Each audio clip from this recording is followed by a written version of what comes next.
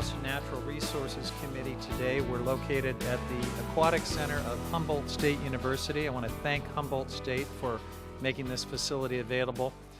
Let me also thank Keep TV for being one of our broadcasting partners for this important forum. We've called this event together today to hear from people whose lives have been profoundly affected by 4 aging dams on the Klamath River. These are dams owned by PacifiCorp and Warren Buffett's Berkshire Hathaway. For centuries, the development of what has become modern-day America has come at the expense of native peoples. We often talk about this as if it's just some distant, disconnected chapter in our past that we feel bad about, but we're powerless to remedy, as if we don't do things like that anymore. Except that it's not a closed chapter of history, and we're still doing it.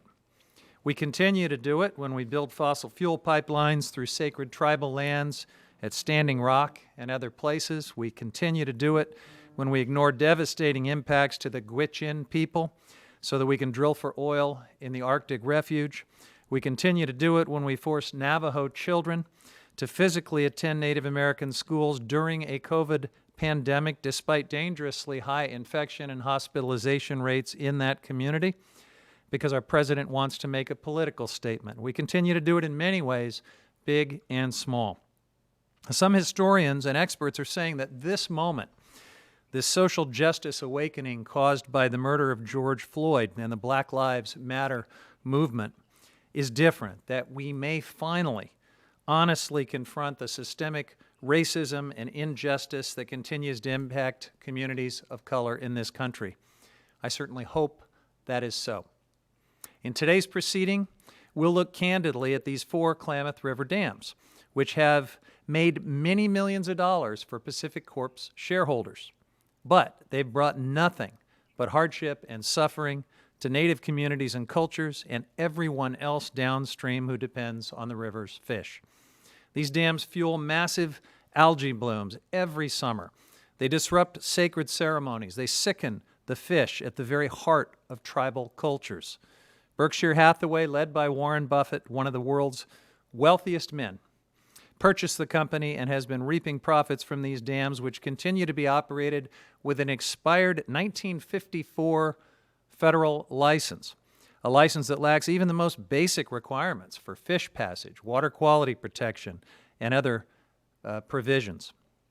To its credit now, PacifiCorp has for more than 10 years been engaged with tribes and with the states of Oregon and California and the federal government on a plan to revive the Klamath River by removing these dams. The plan reflects the reality that these dams are no longer needed. The power can be generated reliably and even more cost-effectively elsewhere. By removing them, we can repair the damage to the river and its fisheries and keep faith with Indian tribes who've borne the brunt of the impacts from these dams for decades. It is my very strong hope that we can get that plan across the finish line now, without backsliding and without delay. But the future of these dams and the health of the river are in the hands of PacifiCorp. It is disheartening that after a recent ruling by the Federal Energy Regulatory Commission, FERC, PacifiCorp may be equivocating on its commitment to dam removal, dragging its feet, putting the project at greater risk of delays and cost overruns that could then provide an excuse for renegotiating or abandoning the settlement and prolonging the damaging effects of these dams on the environment, on tribal nations, and numerous communities in California and Oregon. The Klamath River and its people who depend on it are running out of time. Since the planning for dam removal has been underway, more than 10 years, we have witnessed some of the worst salmon returns ever. Fish disease regularly claims more than 90% of juvenile salmon, including threatened coho salmon and the struggling spring-run Chinook salmon. Tribal elders have watched the lifeblood of their people vanish, and Native children are growing up without even knowing this important piece of their culture. Coastal communities are hurting as commercial fishing becomes more and more constrained by the Klamath River's declining salmon stocks. And while federal, state, and tribal governments push forward as hard as they can to get these dams removed, PacifiCorp has slow-walked, hedged, and delayed dam removal. We're now already 2 years delayed under the current settlement. And delay is bad news for all of the parties except one, PacifiCorp. Each year of delay means another year of operating under a temporary one-year FERC extension that doesn't require any mitigation for the impacts of the dams on water quality, fisheries, marine species that depend on salmon, and downstream tribes and coastal communities. Delay means more corporate profits for PacifiCorp and its parent, Berkshire Hathaway, while downstream tribes and communities bear all the impacts. If there's one message from today's hearing, it is this: we have no more room for delay. We're not tolerating the gaming of the FERC order in order to squeeze out more corporate profits at the expense of tribes, downstream communities, and the environment. I've called on today's panelists to examine the cultural, social, economic, and environmental impacts of PacifiCorp's aging Klamath River dams and to hear why their removal must not be further delayed. It is important for Congress and the public at large to understand the consequences of further delay. I know my congressional colleagues and I will use our oversight and, if necessary, our legislative authority to spotlight and address these consequences. And I know our colleagues in state government, who I'm honored to have joining us here today, are committed to ending these delays and finally achieving the environmental and social justice benefits that downstream tribes and communities have been waiting for. PacifiCorp, who we've invited to join us today, has the chance to not just say the right things in today's forum, but to do the right thing and to work shoulder to shoulder with the KRRC and the settlement parties to get these dams removed on time and on budget. The alternative is a high-risk gamble, returning to the relicensing process and a bottomless pit of time, money, and reputational damage for the company, at the end of which these dams are still coming out. I want to be clear in pledging my opposition to any efforts by PacifiCorp to seek more annual license renewals from FERC unless and until they reaffirm their commitment and ensure the timely removal of these dams. I will also work to ensure the Public Utilities Commissions of California and Oregon see through any scheme by PacifiCorp to seek new funds due to delays that the company itself has caused. This should not be a difficult decision. Removing these dams is the just, wise, and inevitable course of action. PacifiCorp and its customers and shareholders have a chance to realize significant economic and social benefits from simply seeing through the commitments they've already made. Warren Buffett, toward the end of a long, lucrative career, has the chance to be remembered as a hero in Indian country. Or he can be remembered as someone who perpetuated a grave injustice just to make a little more money. It is long past time to bring the Klamath River and its people back to life. And one of our greatest committee colleagues, Congresswoman Deb Haaland of New Mexico, was unable to join us in real time for this, for this forum, but she graciously sent a video message that I would like to play now so we can make her statement part of the record. For inviting me to offer some words and for your leadership on behalf of our nation's waterways and wildlife, and especially for working to safeguard the interests of Indigenous people in your district. You're a powerful champion on the Natural Resources Committee. Salmon are the very heart of tribal people in the Pacific Northwest. When it was healthy, the Klamath River produced massive runs of spring and fall Chinook, coho, steelhead, sturgeon, and eulachon. Today, the river is sick. Spring Chinook are on the brink, coho salmon are endangered, eulachon are virtually gone. For many people, that's an environmental disaster. For the tribes of the Klamath, it's also a spiritual and cultural catastrophe. It's more important to recognize that terrible water quality behind PacifiCorp's dams and the fish diseases that plague salmon below them are more than just a cost of doing business. These conditions strike at the heart of Native Americans. They marginalize their cultures and their economies. Native people in the Klamath Basin cannot be truly healthy when their river is not healthy. You will hear today the testimony of some of the tribal leaders in the basin. I hope you will listen closely to them as they describe the true cost of a project that has been imposed on them to no benefit of their people. Their tribes and others have been working for decades to keep salmon from fading away, their lifeblood. Fortunately, in the past decade, PacifiCorp has become receptive to doing its part to address one of the biggest problems on the Klamath River, its 4 dams. I understand that PacifiCorp has come to the table and negotiated a way forward to remove the dams that cost so much more for tribal people. It has the opportunity now to move that project forward quickly and prevent further harm. Neither salmon nor the tribes that depend on them can afford to wait any longer. This must happen now. I look forward to hearing PacifiCorp's testimony on how it plans to get this important project over the finish line and help restore the health of the river and the people that depend on it. Thank you. Thank you, Representative Holland, for that statement and for your leadership. I also want to thank my 2 Natural Resource Committee colleagues, Chairman Raul Grijalva and Subcommittee Chair Ruben Gallego, for joining us remotely today. I'd like to ask them if they have any opening statements now for the record.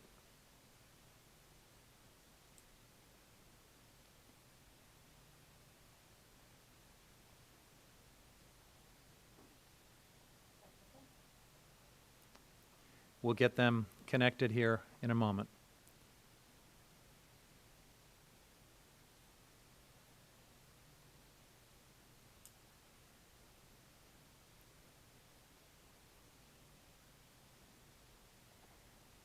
Do we have them?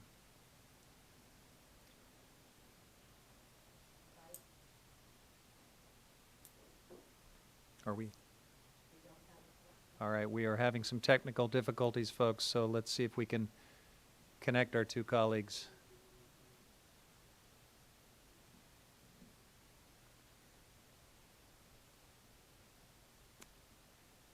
There we go. I see others starting to join us.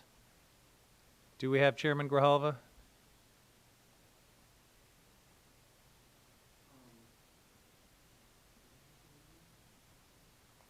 All right.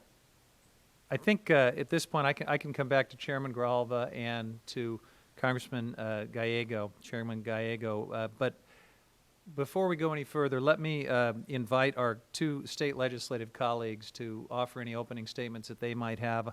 I'm so pleased today to be joined by State Senator Mike McGuire and Assemblymember Jim Wood. It is rare that both federal and state legislative delegations would come together for a forum like this. I think it speaks to the importance of the subject that we're addressing today. So, Senator McGuire, you're recognized for 5 minutes. Thank you so much, Congressman. Congressman, thank you so much for bringing us together and to the committee for all the work on this critical issue. Grateful to be with you, the committee, along with Assemblymember Wood and all of our esteemed panelists.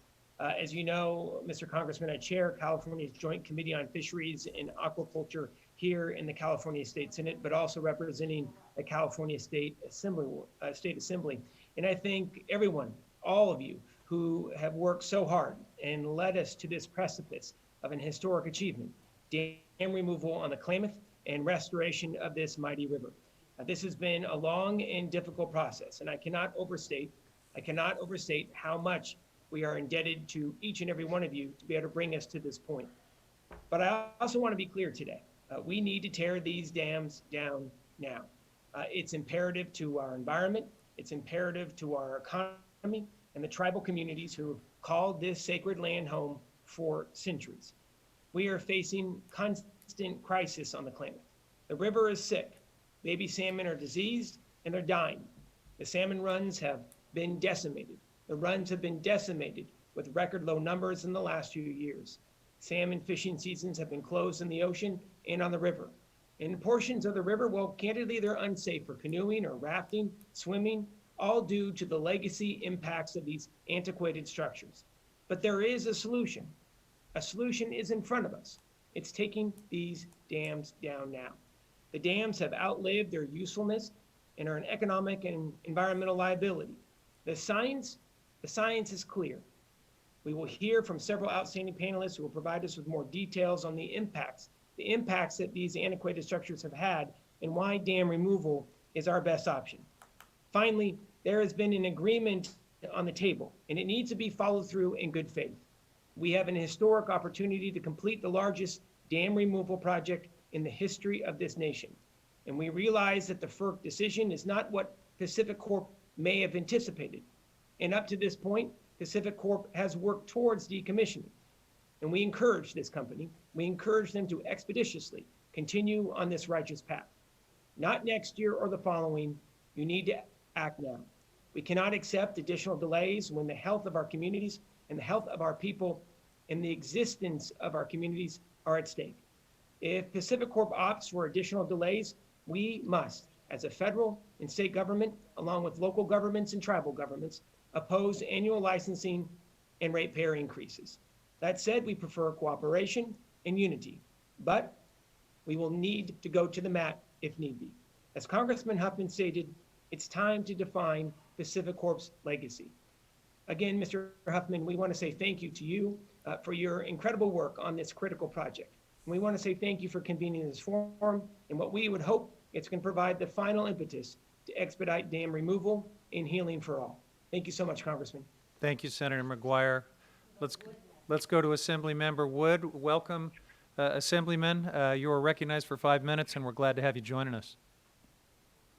Thank you so much, Congressman Huffman. Thank you, Senator McGuire, for this opportunity. I kind of reflect back to 2016 when then Governor Brown of California, Governor Brown of Oregon, tribal leaders from all over the area, Congressman Huffman, we were all there for a really joyous day, signing of an agreement that would lead to the decommissioning of these dams. And yet now here we are 4 years later, and waiting for that process to begin. This is completely unacceptable, and I don't want to say more than what has already been said. But we will go to the mat. We will do everything we can to see that this gets done. You know, a message to Mr. Buffett. You know, sometimes the best business's decision is not a decision that makes you additional money. It's a decision that upholds an agreement. It's a decision that's doing the right thing for people. When a company has made the decision to do that, it's following through. It's a decision for the environment. It's a decision for all the people downstream. It's a decision that was made for the tribes. It's time for you to honor that decision. Your legacy could be one of being a hero in Northern California, or quite frankly, an obstructionist who was more concerned about profits. And you know, the choice is yours as a company that you own. Please make the right decision. Come and visit. I'm sure all the tribal chairs would love to take you on this amazingly beautiful piece of property, or the river. Property, I don't think of it that way, but think of it as the river. Take you and see what it is now and envision what it could be in the future with the decommissioning of these dams. These dams are a legacy to a time gone by. They are very little value to anybody except the company that continues to make money on this. And the longer these stay in place, the more money they make. And that's quite frankly wrong for all the people who live downstream, for the environment, and for the tribes. So I urge you to do the right thing for all of us. Thank you. Thank you, Assemblymember Wood. I know that Chairman Grijalva wanted to be with us. We've had some technical difficulty there. If we're able to cut back to Chairman Gallego, we will do that if and when that happens. But for right now, we're going to go to the chairman of the Yurok tribe, Chairman Joseph James. Mr. Chairman, welcome. Thank you for joining us. You're recognized for 5 minutes. Thank you, Congressman Huffman. Aikwi, my name is Joseph L. James. I'm the chairman of the Yurok tribe. Before I get started with my testimony here regarding the Klamath River, I'd like to take this moment to acknowledge the location and area where I'm at to the Wiyot people of their ancestral territory. I'm here today to talk about the Klamath River, and to talk about the Klamath, one must acknowledge the long history of injustice to Indian people, specifically the Yurok Indian people. Across the water is Indian Island, the site of one of the worst attempted genocides in American history. The grief continues to this day. It is against this backdrop that we talk about the Klamath River and its histories. This difficult conversation about reconciliation, past injustice, is occurring all over the country by different people of color, and it's long overdue. We too have suffered from attempted genocide, sometimes directly through violence and sometimes through slow strangulations of very things that make us who we are today, the Klamath River. The Klamath River is a provider for the Yurok people, not just for the Yurok people, but the people that live near the river are the people that benefit from it. The people itself. The river has been a provider for us. We as Yurok people are culture people, we're traditionalists, we're prayer people, we're dance people, we're basket makers. It is our job to look after the river that has rights. In 2020, that was the year the Klamath Dam was supposed to be coming down. Right now, not years from now, but today. PacifiCorp's license expired 14 years ago. Now they say more delay is necessary. Meanwhile, the river is dying. It needs to be healed. We have a sacred duty to fix things and take care of the world. We take care of the world every day by prayer, also for our traditional ceremonial practices that we do every day and that we do every year. Part of that healing ceremony is to protect our natural resources, give thanks for our Klamath Basin and everything that it provides to us with the salmon. The Yurok people would not be who we are without salmon, and the salmon would not be who they are without the Yurok people. We are interconnected and must protect and sustain each other. The dams on the Klamath River have caused a fundamental imbalance to the river, and it is dying. Our fish are not returning in the healthy, abundant numbers necessary for the Yurok people to practice cultural, subsistence, and commercial lifeways needed to sustain the Yurok people.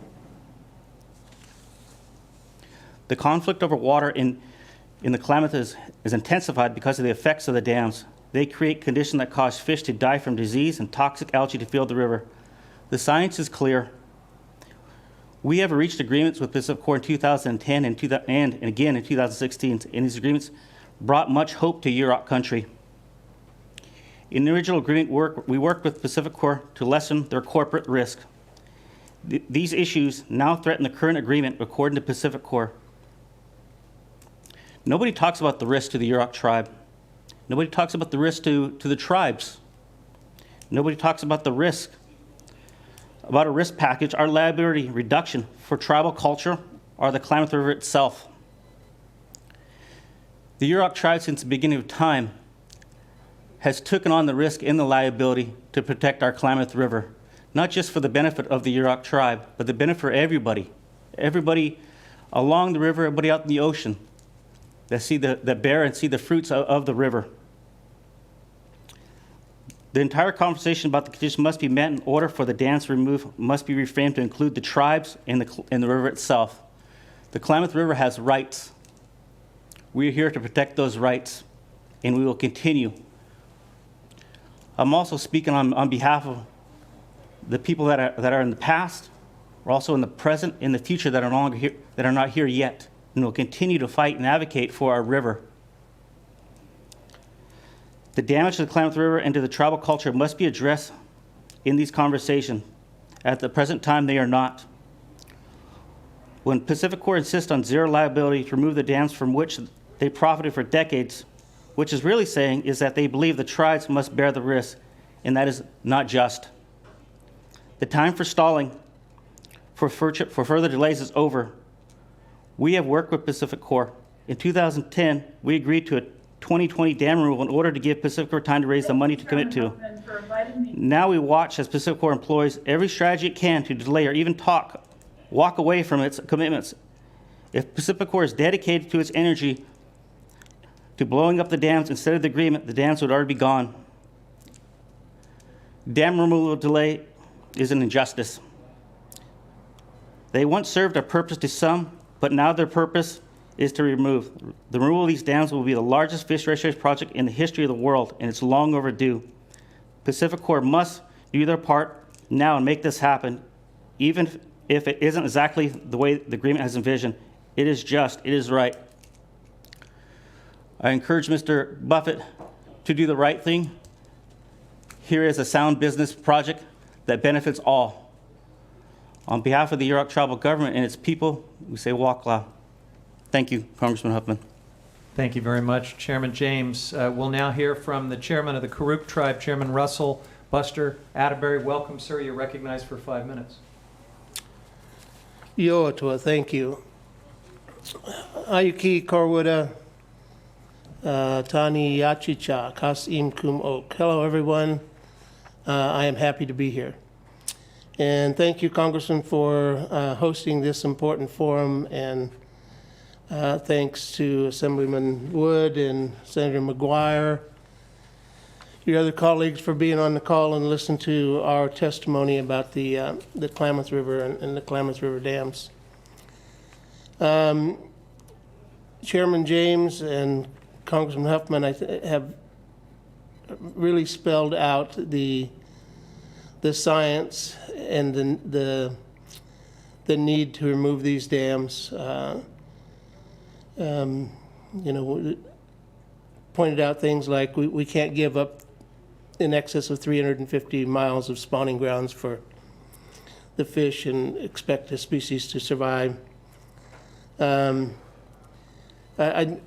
give you a little bit of a tribal and maybe a local perspective, and I'm going to use the phrase, I'm sure everybody's heard it, you catch a fish for a kid and you feed him for a day.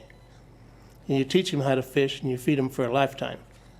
And that takes on a little stronger meaning when we're talking about the Klamath River, because that's the way that I grew up on the Klamath River. My grandparents grew up there. My parents grew up there. We go generations back. And it was, for me, it was part of becoming a man when I went out and I fished and I brought fish home to be on the dinner table. And I received the thanks from my mom and dad. It was, the kids nowadays don't get to experience that feeling. The decline of the fish on the Klamath River, the decline of the water quality takes on different meanings when you talk about the tributaries, the regulations that are now in place because of what's happened to the not removing these dams. It's always a combination of reasons. There was logging practices, mining practices that affected the streams and tributaries that entered into the Klamath River. But the main issue is the dams.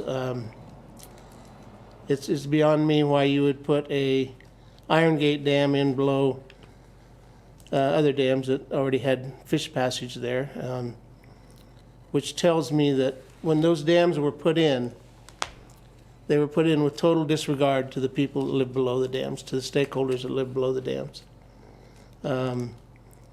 Consultation would have been nice.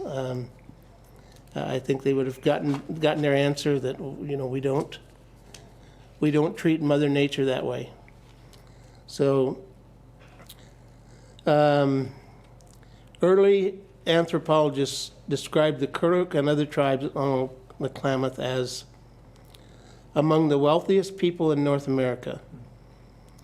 They had abundance of resources. The river provided and the forest provided. No one was hungry. And they had lived that way since time immemorial.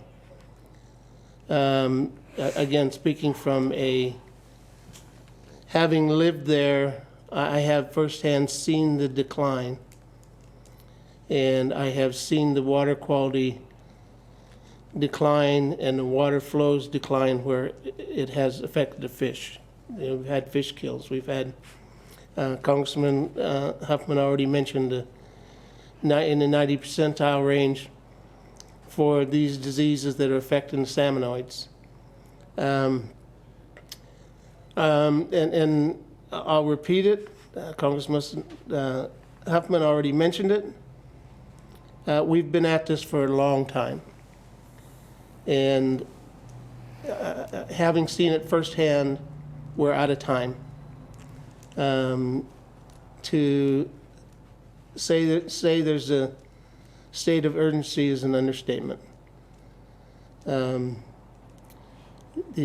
one time, the toxic materials behind Iron Gate Dam reached 4,000 times the limit allowed. They have to put signs up down the river for people not to recreate there, for not to walk your dogs, not to drink the water, even to the point where enough consumption can be fatal. This has to be a strong message that if we're going to go any further with this, we're going to lose the race. And I think for me, the most important is, again, we urge the owners to do the right thing and not destroy an entire culture along the Klamath River. We have depended on it. It's a way of life that, a good way of life. The fish have been proven to be a very healthy food. Since the decline of salmon, there's been a rise in obesity, heart disease, diabetes. In the area that again, growing up there, I never knew that existed. So my message is we're out of time and we need to react quickly. Thank you, Mr. Chairman. I understand that Chairman Gallego has joined us. We're going to cross our fingers and see if the technology will allow us to patch him in for any opening remarks that he might have. Let's see if we can make that happen. Fish diseases that plague salmon below them are more than just a cost of doing business. We got Deb Holland's video going. There we go. Ruben, welcome. Can you hear me? Yes, sir. It's good to see you. Thank you so much for joining us. Chairman Gallego chairs the subcommittee with jurisdiction over Indian country, so we're very honored to have him here with us. Well, thank you, Chairman Huffman, for having me, for convening this forum to examine the dams on the Klamath River, especially their harmful impacts on Native communities. So far this Congress, I've held multiple hearings on the Subcommittee for Indigenous Peoples of the United States to bring attention to the exploitation and destruction of lands that are sacred to Native people, especially here in Arizona, where they're bulldozing Native grave sites for a useless border wall. Sadly, today's forum highlights yet another example of environmental and cultural harm to Indigenous communities. The damage done to tribes by the dams on the Klamath River. In the case of these dams, damage is not new or preventable, but historic and ongoing, as we just heard from our witnesses. But it doesn't mean that we can just keep ignoring it. As the testimony of tribal leaders before us today attests, these dams have robbed the tribes of their salmon, their ceremonies, their identity, and their health, and from what I'm reading too, their wealth. The good news is that there appears to be a way to stop further damage here. If everyone here today commits to acting quickly to correct course and return the river to its rightful condition. I'm hopeful this is an outcome we can all support. Thank you, Chairman Huffman, and to the witnesses for being here. And Chairman, am I going into questions, or is that a second round after this? Yeah, we were ready for questions of this first panel. So would you like to start us off? Yeah, do you mind? Yeah. So I just have one question for Chairman James and Chairman Atterbury. What would it mean for you and the people of your tribes to see the salmon return to the Klamath River without the toxic algae or disease that are present today? Can we start with Chairman James? To be able to walk the river banks post dam removal, knowing it's been over roughly 100 years since those dams have been up, being able to fish and walk the river banks post removal of our dam rule is something that my children, our grandchildren will definitely get to have the pleasure of doing that. My grandparents didn't have that fortune, as like you said, they had to deal with the dam removal at their early young age, and so it would be delightful, it would be welcome, it'd be a spiritual healing, knowing that how hard we pray, how hard we dance, and we're going to continue to do that, knowing that our prayers are answered. We know that the river will come back to balance, because the river is the glue that keeps us all together. It provides for us. We use it for a river system for our basket materials. And so knowing that the dams can come down and knowing that we could fish and we know that our water quality will be improved, we know the returns of the fish will come back. It'll take over a small period of time, but it's something that would be delighted in my lifetime, in our Yurok tribal government's lifetime, in our people that have fought so hard for this for the last 20+ years, to knowing that their hard fought has come true. And so again, as words can't describe it, feelings can't, all I can say, it would be a spiritual healing for us. And I hope we can get there. Chairman Atterbury? Yes, thank you for asking. So I think I can honestly say that if that happened, it would be my happiest day as chairman. And I say that because it's been a couple years ago when I publicly announced my saddest day as chairman, and I'll be going, I'm currently on my third 4-year term, was the day that I had to go tell our elders there wouldn't be any fish this year. And myself and our neighbors, we both put a moratorium on the fish to help the situation because of the delays. But yeah, it would definitely be my happiest day as chairman too. And for me, a dream come true because again, I grew up and I spent most of my time in the creeks, in particular Indian Creek, which is a fairly large tributary to the Klamath, fishing and watching the fish in abundance up there. So to be able to see that again would be a dream come true. Let's hope we can make that happen. Thank you, Mr. Chairman. I yield back. Thank you very much, Chairman Gallego. I'll now recognize myself for a couple of questions. And I'd like to ask each of these tribal chairs, we've talked a lot about delay, and what that means for folks who are bearing all the impacts downstream, while PacifiCorp each year gets to operate on an antiquated license that has no meaningful environmental or other protections for water quality or fish. But I want to talk a little bit about the other burdens that both of your tribes have borne. You have been fighting for decades to get these dams out. You have had to hire lawyers, you've had to hire experts, you've had to engage in complex regulatory proceedings before FERC and settlement negotiations. And now, just as it looks like you might have a deal to get it done, if PacifiCorp puts that in jeopardy and goes back to the relicensing process, what does that mean for each of your tribes in terms of cost and hardship? Because I know your tribes well. There are wealthy tribes in America.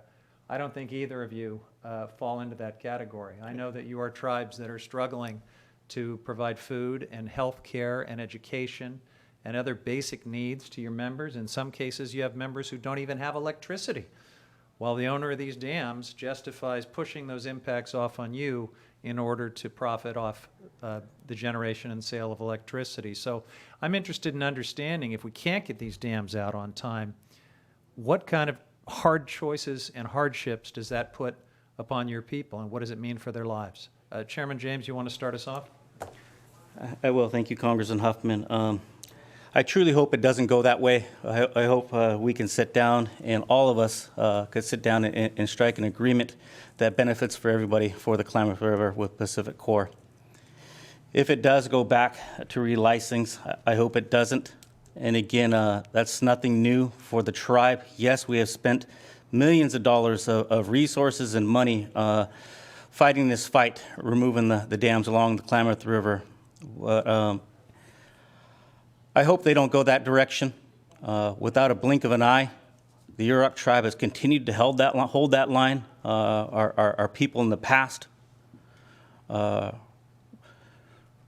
culture people. We're natural resources people. That's our lifeline. That's our blood.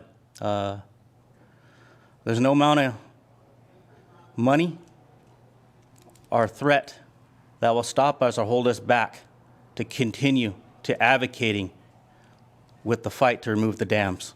And again, I hope we can sit down, and I truly believe we will. That's my mindset. The window is now. The window is now to roll up our sleeves and bring this thing home. This project is not just good for the Yurok tribe. It's good for my brother over there from the Karuk tribe. It's good for Humboldt and Delaware County. It's good for the fishermen. What's good for the tribe, the Yurok tribe along the river, we've always said it is good for everybody. As caring and loving and prayer people, we want to get this deal done. And so that's what we're looking forward to. It's fair to say, though, Mr. Chairman, that if you are required to step up and keep fighting this fight in front of FERC, that means it's going to be harder for you to meet your literacy and healthcare and economic development and sanitation and other goals that you have for a fragile community. Isn't that right? It does. It plays a huge impact into us. The tribe has utilized a lot of the resources to help protect our Klamath River. We have a standing policy that with our tribal council regarding any major meeting regarding the river, we move regarding to address and protect our Klamath River. But yeah, we'll be greatly impacted. But it is our identity and who we are, and so that is something worth fighting for. Thank you. Chairman Atterbury, same question. What does this mean in terms of tough choices and your ability to meet other pressing needs for a struggling tribal nation with the Karuk? Well, this is very important to our tribal membership. It's, like I said, we've been into the culture, and it's a good way of life, and they want to be able to maintain that way of life. We shouldn't be struggling to get this done. So I'm a member of the TBIC committee, which is Tribal Department of Interior budget meetings, and we go back and forth all the time. And lately it's brought up the Quiet Crisis Survey, and followed by the Broken Promises Survey. And those are funds for programs that we will continue to fight for. But when it comes to the environment, when it comes to Mother Nature's resources, they're in our prayers all the time. That's one thing that's always included in our prayers is we give thanks to Mother Nature and all her resources. So that's what we have to protect, and we will do what needs to be done. Thank you, Mr. Chairman. Let me invite Senator McGuire to ask any questions that he might have at this point. Thank you so much, Congressman. I'm good at this point. We'll have some questions later in the forum. Assemblyman Wood? I'm here. Thank you. All right, very good. Well, in that case, just one more question, if I could, of Chairman Atterbury. Aside from the health impacts, the tribe's fishery plays an important part in Karuk ceremonies and culture.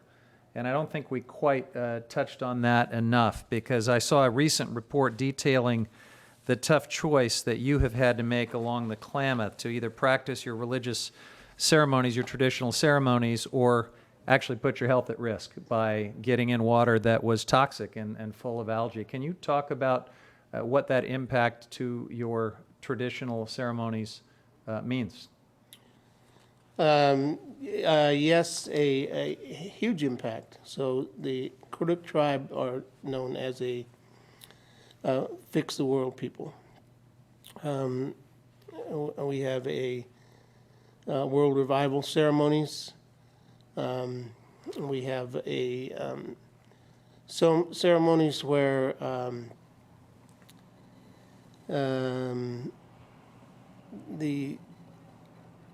our ceremonial leaders say their prayers for and give thanks for the salmon coming back up the river. It's something that the Karuk has patterned their life around. And we are constantly trying to keep alive and I always give credit to our elders that did that. It was a very struggle to keep our ceremonies alive. And to do them properly, not have interruptions. The medicine man is often need to have his time alone.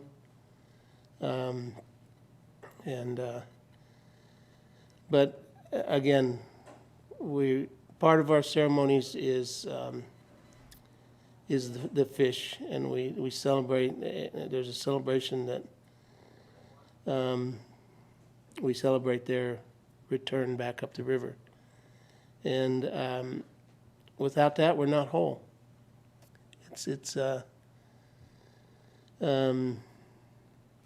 Yeah, and there's a reason. There's a reason, and again, combination of water quality.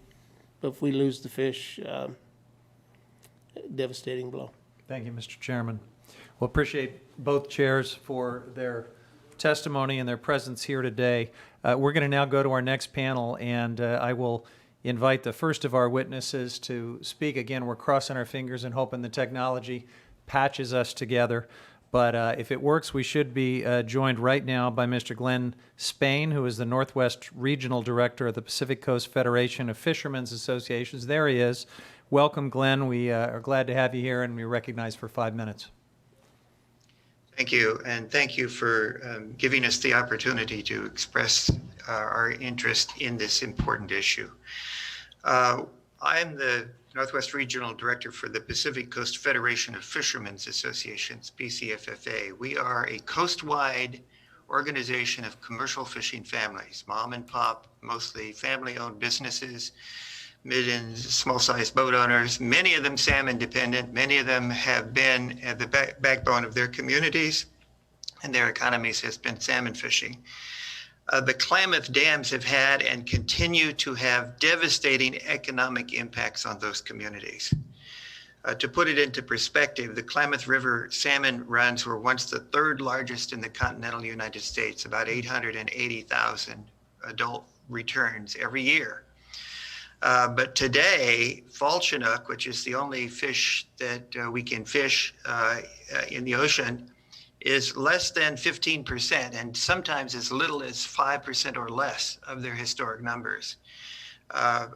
Coho were once abundant, now they're at 1 to 2% of their historic numbers and ESA listed, and the spring run of the Chinooks, the spring Chinook are nearly extinct and also a candidate for ESA listing. The major factor in all of these losses has been the impacts of the Klamath Project dams. They were built without fish passage for salmon.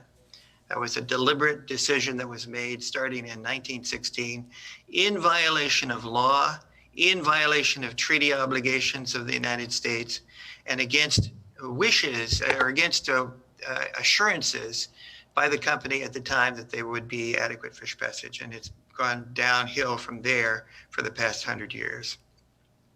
This is why, by the way, fish passage will be required by law if the dams are ever relicensed.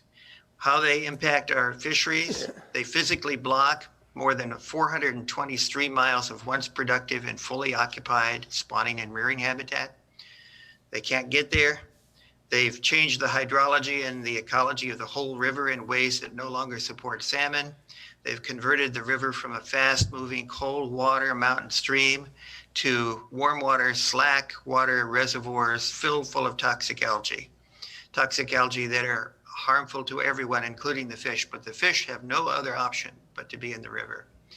But downriver, they've created ideal conditions for the spread of virulent fish parasites like Serrata nova shasta. Other panelists will talk about that in more detail. We've been hitting record and multiple records in years. Just the past year, this summer, we hit 95% infection rate of the juvenile outmigrant salmons. Those are fish that die. They do not come back. They cannot be harvested. They disappear. And the primary driver of that is poor water quality conditions created by the dams. That's why we had, and I saw in the video, there was pictures of the fish kill in 2002, massive, probably the largest adult fish kill in history in the Klamath. 35, 40 miles of dead fish spawners trying to reach their spawning grounds that couldn't make it because of poor water quality conditions. Again, the Klamath dams have been a major factor in that. Economic losses have been staggering in our communities. For instance, over the past 40 years, by comparison, if you look 40 years ago and today, Port of Eureka has lost 96% of its salmon landings. The Port of Crescent City has lost 98%. And so forth, all the way up to almost Florence in Oregon. Brookings has had massive losses, and all the way south to Fort Bragg. Those are the areas where the Klamath Klamath salmon generally migrate. There are now no economic reasons to retain the dams. They are no longer functional. Economically, they are a loser for the company. They produce only a very small amount of power, only 82 megawatts. By comparison, a single modern electrical power plant can generate 1,000 or more megawatts. Their license expired years ago. There are only two options. Try to retrofit these aging 19th century structures at a huge cost. And FERC then has estimated that the dams would lose about $20 million a year if they were retrofitted, or take them down. And the company can either do it out of its own pocket, its ratepayers would have to pay it, or it can take advantage of the only good deal in town, and that's the KHSA, the Klamath Hydro Settlement Agreement. That would allow them to cap their costs at $200 million, as opposed to $500 or $600 million for any other alternative. A lot of our folks, coastal folks, are PacifiCorp customers from Crescent City on up north. A lot of them are PacifiCorp customers. They don't want to pay money to keep dams that put them out of work and put their communities at risk economically. It makes the best sense to continue down the road we've charted with the company. I have no conception of what's going on to block that. It makes no sense to me. The KHSA, Klamath Hydro Settlement Agreement, is clearly the best option in town for everyone. It will remove the dams and restore, in the process, one of the most important natural resources and economic values to our coastal communities. As commercial fishing families, many of us as PacifiCorp customers, we urge PacifiCorp to offer a plan, put a plan on the table to move forward under the KHSA to help restore the river. That is the only option that makes any economic sense. It is the only one that will lead to salmon fisheries economic recoveries for our communities. Thank you, Mr. Spain. Appreciate it very much. Continuing. By the way, I have written comments. I'd like to put those in the record and make those available if there is a possibility of doing that. Without objection, those will be made part of the record. So continuing this second panel, a technically focused, scientifically focused panel, we will welcome Dr. Jacob Kahn of Aquatic Ecosystem Sciences, LLC. Thanks for joining us, Dr. Kahn. You're recognized for 5 minutes. Thank you. Good afternoon. I would like to thank the Natural Resources Committee and Representative Huffman for inviting me to testify at this important forum. As an aquatic ecologist, I've researched numerous basin water quality for over 30 years. Specifically, my colleagues and I have conducted nutrient and cyanobacteria studies on the impoundments created by PacifiCorp's Copco and Iron Gate dams, as well as the free-flowing sections both above and below the impoundments. Although there are many aspects of Klamath River water quality I could discuss, today I'm going to focus on one crucial aspect: proliferation of a toxigenic cyanobacterial species called Microcystis aeruginosa that forms massive blooms in the impounded reaches created by the Copco and Iron Gate dams. Why do we care about cyanobacteria and their propensity to form harmful algal blooms? Cyanobacteria, also known as blue-green algae, like many bacterial species, can produce a variety of toxins that affect humans, domestic animals, and wildlife. As noted, one species in particular, Microcystis aeruginosa, forms large blooms in the impounded reaches. Microcystis produces extremely high levels of a hepato or liver toxin called microcystin, causes liver damage and the death of liver cells when ingested. Effects can be acute, or chronic liver damage can occur due to long-term exposure by those who are in frequent contact with the river water containing the toxins. Such blooms are not unique to the Klamath River and have been associated with contaminated drinking water, human health effects, and animal poisonings throughout the world. In response, both the EPA and State of California Harmful Algal Bloom Program have provided microcystin threshold values to protect public health. To put these threshold levels into perspective, microcystin toxin concentrations in the tens of thousands of parts per billion have been measured in Copco and Iron Gate reservoirs, among the highest found in the world, and routinely exceed public health warning and danger levels by hundreds to thousands of times. Most critically for downstream stakeholders, not only are the Copco Iron Gate hydroelectric reaches frequently posted with public health warnings, but toxin originating in the reservoirs is then exported downstream to the mid and lower Klamath River reaches extending to the Klamath River estuary.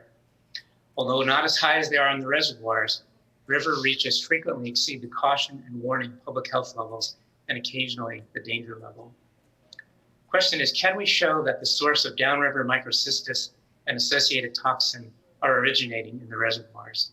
The answer is yes. Analyses of 14 years of long-term data collected by tribes and agencies clearly shows that upstream sources of microcystin leaving Upper Klamath Lake dramatically decline by the time the river reaches Copco Reservoir.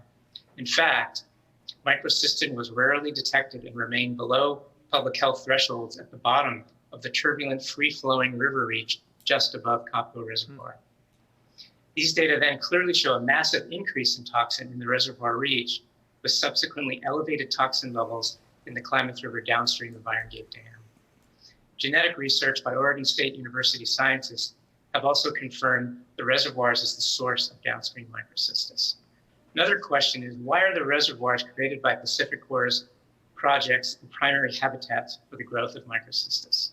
The proliferation of microcystis and subsequent extreme toxin concentrations that are exported downstream are a direct result of the impounded waters, which one, trap nutrients from the upper regions of the watershed, and two, create warm and relatively stagnant conditions that are ideal for the proliferation of such cyanobacteria. Although high nutrient levels exported from the basin help fuel the toxic blooms, the blooms themselves would not occur without the ideal habitats created by the impoundments. In summary, the Copco and Iron Gate impoundments create ideal habitat for the proliferation of harmful algal blooms that are responsible for producing levels of liver toxin that consistently exceed public health thresholds by large margins, both within Copco and Iron Gate reservoirs and in the Klamath River downstream to its confluence with the Pacific Ocean. Microcystis does not thrive in higher velocity habitats associated with free-flowing river reaches, but rather requires the calm and warm lake-like habitat created by the Copco and Iron Gate impoundments. Thus, data clearly indicate that dam removal and transformation of the impounded reach from the current nutrient-rich and stagnant habitat back to its historic free-flowing habitat would ameliorate the threat of public health exceedances for toxin both in the reservoir reach and downstream to the free-flowing reaches of the Klamath River. I thank the committee for this opportunity to speak at the forum. Thank you. Dr. Khan, thank you very much. The final member of this panel will be Dr. Jerry Bartholomew, who is the department head of microbiology at Oregon State University. Thanks for joining us, Dr. Bartholomew. You're recognized for 5 minutes. Thank you for the invitation to speak today. As director of the Aquatic Animal Health Laboratory at OSU, I'm going to speak specifically to how the construction of dams and reservoirs have affected the health of salmon as a result of altering the balance between salmon and their pathogens. Salmon encounter a variety of pathogens, both as juveniles migrating downstream to the ocean and as adults returning to their spawning grounds. In 2002, as referred to earlier, we saw the combined effects of low water flows and infections by the parasite ick and a bacterial pathogen, Flavobacterium, when tens of thousands of adult salmon died before they reached their spawning grounds. Juvenile fish are also at risk as they migrate to the ocean, but their losses are more difficult to quantify. However, the parasite Serratinova shasta or C. shasta has been consistently linked with Chinook salmon population declines in this river. Sea Shasta infects the salmon gut, and the parasite is present in most large rivers in the Pacific Northwest, but its effects in the Klamath have been the most dramatic and the most studied. It's important to understand a little bit about the life cycle and that its completion requires not only the salmon, but an invertebrate, a really tiny, small aquatic worm that plays a large role in where and when the parasite occurs and how abundant it becomes. In other words, this little worm drives the life cycle. We now have data to support a number of links between river alterations that occur as a result of the dams and the risk of disease in salmon. Blockage of adult salmon migration has several effects in addition to the loss of upriver spawning habitat. Infection prevalence among returning adult salmon is high, but most of these fish will survive until spawning. This allows the parasite to complete its life cycle at the same time as the salmon, which is a very well-adapted relationship as long as balance is maintained. Adult salmon once spawned not only in the main stem river above Iron Gate Dam, but also in upper river tributaries where worm hosts are not present, meaning the parasite couldn't complete its life cycle there. Spawning is now concentrated in the main stem river below Iron Gate Dam, and this provides direct input of parasite spores into river sections that are upstream of abundant worm populations. This results in hot zones of infection for the juvenile salmon as they migrate the following spring to the ocean. Mitigation for the loss of spawning habitat has also resulted in the need for hatcheries to maintain salmon populations. One effect of this is that large numbers of juvenile salmon released from Iron Gate Hatchery enter the river just above the infectious zone in late spring when parasite abundance is at its highest. Mortality of these juvenile fish results in parasite input downriver as these fish die, which increases infection risk for the returning adult salmon in the fall. The alteration of river hydrology caused by the construction of reservoirs and the control of water releases affects several aspects of the parasite life cycle. We now have over 15 years of data that demonstrate that disease risk to juvenile salmon is low in years where there have been flushing flow events, or as a fisherman once suggested to me at a meeting, you need flows that can roll the rocks. The construction of dams and reservoirs has resulted in stabilized river flows, allowing worm populations to build up to millions per square meter. While historically this likely occurred during years of drought, it's now an annual occurrence unless there's either a high flow that occurs naturally or a management intervention to provide flushing flows. Constructions of reservoirs and stabilization of flows has also resulted in modifications of the thermal regimes. Disease risk is highly correlated with temperature. At these higher temperatures, the parasite replicates more rapidly, increasing mortality in the young salmon. Finally, as if you just heard, reservoirs also modify the food web. The production of phytoplankton that serves as food for worm hosts is affected by nutrient cycles, allowing worm populations to increase to levels that are limited only by available habitat. Thus, in various ways, dams have altered the Klamath River ecosystem and the balance between salmonids and their pathogens. Concentration of hosts, lower and more stable river flows, and higher water temperatures have resulted in more frequent disease outbreaks, which continue to contribute to the decline of salmon in this system. Thank you. Thank you, Dr. Bartholomew, and thanks all the witnesses on this panel. I'll now recognize myself for a few questions. Starting with Dr. Kahn. Dr. Kahn, you spoke eloquently about a whole host of very severe health impacts from harmful algal blooms and potent toxins that are created by the conditions formed by these Klamath dams. And I want to just make sure that I heard something correctly. I believe that I heard that some of the toxic concentrations at PacifiCorp dams for these algal blooms we're talking about are among the highest found in the world. Did I hear that correctly? Yes, that is correct. These are the concentrations found directly in the Copco and Iron Gate reservoirs. Some of those measure from 10,000 parts per billion all the way to 50 or 60,000 parts per billion. And to put that into perspective, the kind of main public health threshold that we use is for a caution level is 0.8 parts per billion. And for a warning level, it's 6 parts per billion. So we have these levels that are tens of thousands of parts per billion. And yes, they are among the highest found in the world. That is Remarkable.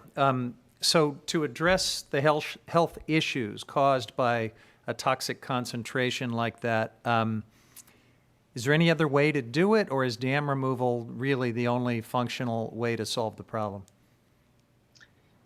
It's really dam removal is really the only functional way to solve this issue. Because we have high nutrients being exported from the upper part of the basin, from Upper Klamath Lake, and some other of the areas we have up there. When you slow down the water and create the habitat, which is the lake-like habitat, through the creation of the impoundments, there's not a whole lot you can do in terms of preventing those blooms from growing, because once you make the habitat, they're going to be there. The only thing that's typically done in these cases is nutrient reduction, but that's a long-term process in the upper basin. It's not likely to make much of a difference in terms of what we need to do for these salmon runs. All of the in-reservoir mitigation techniques that PacifiCorp has evaluated, such as oxygenation or even applying algicide, have not proved to be feasible to reduce these algal blooms. So really we have to remove the habitat and transform that section back to a turbulent reach, which does not favor these types of cyanobacteria. All right, thank you, Doctor. Dr. Bartholomew, you explained in a way that even I as a layperson could understand that the dams block salmon from accessing habitat upstream where a certain host of this parasitic worm doesn't exist. And so spread throughout that area of habitat, at least they would have some refuge, and the impacts of this parasite would not be magnified. But because of the dams, the only places that the salmon have to go are infested, and if anything, the impacts of these parasites are magnified. Do I understand that correctly? Yes, in part. The parasite is present and established in the upper river system above Iron Gate Dam. However, it's not present in any of the tributaries, and these are important spawning habitats for salmon. So if salmon are allowed to distribute more broadly throughout the system, the spore release is going to be much more distributed within the system. And as these fish go into upper river tributaries like Spencer Creek, it's probably going to represent a dead end for the parasite.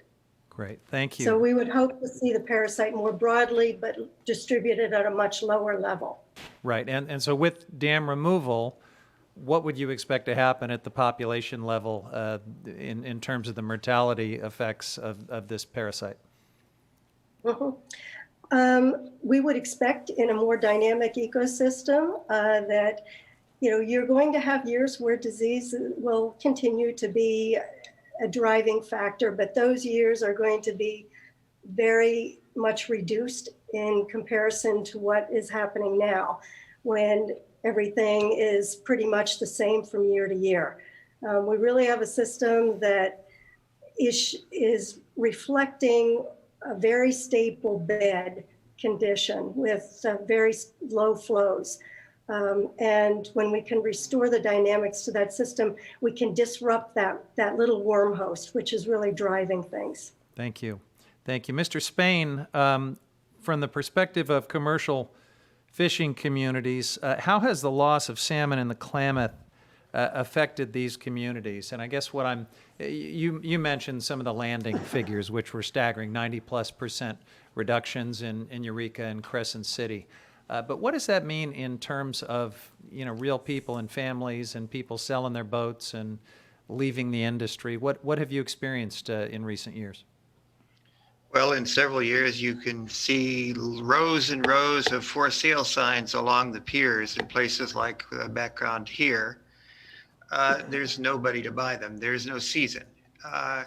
If you're talking about losing 96% of your salmon landings and you have a salmon permit, you've lost 96% of your income. You're dead in the water. The number of boats that we've lost has been staggering in the past 40 years. The number of people and families that have been forced into bankruptcy has been staggering. It's got to end. And fishing families are resilient. They do their best to cope. It's a long tradition in the industry, but you've got to have a season, and you've got to have fish to have a season. Mm-hmm. If they're not coming out of the Klamath, we're closed down coast-wide because of the intermingling issues for weak stock management. The key is the Klamath. It's right in the middle of the coast. It affects fisheries up far north and far south. That's what we have to deal with, is the Klamath. Yeah, let's flip that around. You've talked about some of the devastating impacts. If we could get these dams out and restore the Klamath struggling fisheries, what would that mean for these working waterfronts and for this region? The estimates are at least doubling of the runs. Low run years would be very, very much more rare. High run years would be much more abundant. You can look at places like Fort Bragg today, and there are no salmon boats there. There will be salmon boats again. There will be salmon boats and salmon economy and businesses that attracts in Eureka, in Crescent City, in Brookings, all the area that's known as the Klamath Management Zone from about Fort Bragg to Florence, Oregon. That is the area where Klamath salmon typically migrate. If they're there again, there will be jobs, there will be coastal economies. All right, thank you. Let me invite Senator McGuire if he has any questions of this panel.